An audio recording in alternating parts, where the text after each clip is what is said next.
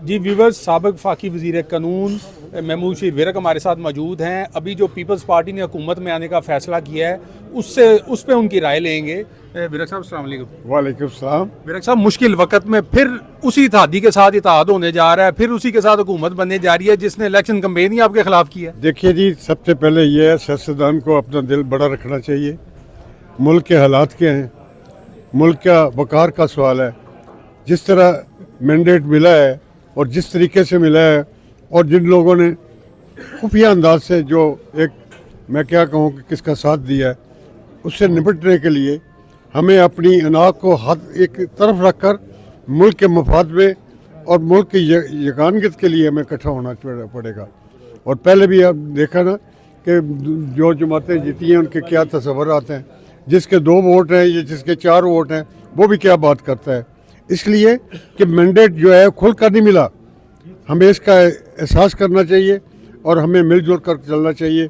और बजाय इसके कि हम किसी की साबका बात को लेकर हम गुस्से का इजहार करें, हमें बड़ा दिल करना चाहिए।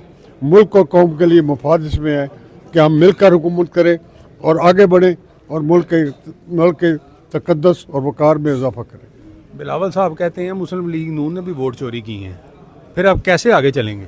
बिलावल साहब तो बहुत सारी बातें करते हैं। बिलावल साहब की सारी बातें मैं करूं तो शायद कुछ लोग महसूस करें। मैं समझता हूं कि अभी उनको नौजवान है, अभी उनको मज़ीद तजर्बे की ज़रूरत है, उनको वसअत और दिल में होनी चाहिए, आगे बढ़ना चाहिए।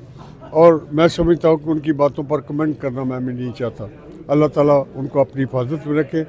हमें देखना है कि मुल्क को ले जाने के लिए बजाय से कि अपनी ज़ात की बात करें, अपनी जमात की बात करें, हमें एक इत्तेफाक और मोहब्बत के साथ आगे बढ़ना चाहिए।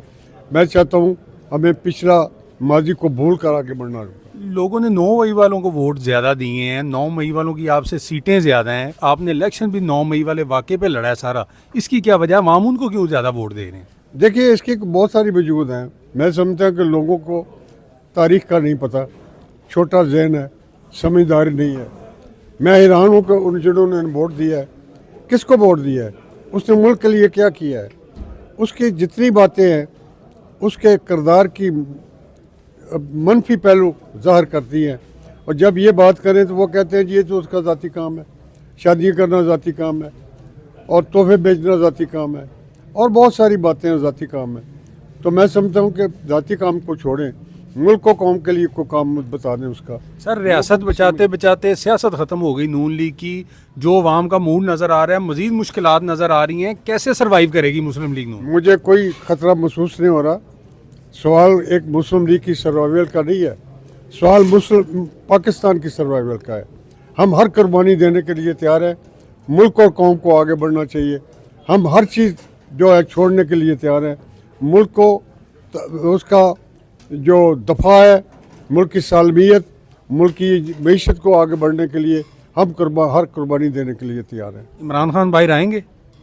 मेरा नहीं ख्याल, पता नहीं तस्वुरात में क्या क्या बातें हैं, मेरा नहीं ख्याल को बाहर आएंगे और बाहर आकर करेंगे भी क्या, बाहर करके फिर फसाद गड़वाना है।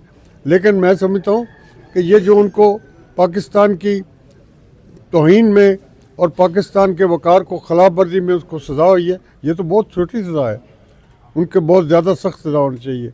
वो मुल्क तोड़ने आया था, मैं आज नहीं कह रहा, पहले दिन से कह रहा, तोड़ने आया था और पाकिस्तान की सालमियत को नुकसान पहुँचाने वाले को किसी कीमत पर उसको आगे आने की इजाज़त नहीं होगी।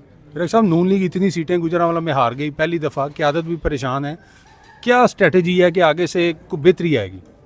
इंशाल्लाह पाकिस्तान आगे बढ़ेगा, लोगों को अकल होगी। आप कहते हैं नौजवान उसके साथ है, नौजवान तो बड़ी बड़ी तादाद में हमारे पास अब तो साबित हो गया गुजरांवाला भी उसके साथ है। मैं नहीं कहता गुजरात उसके साथ है, सवाल है कि पाकिस्तान के साथ है कि नहीं गुजरांवाला। इंशाल्लाह वापस आएगा। फीडबैक का इंतजार रहेगा। फरहान मीर को दीजिए इजाज़त।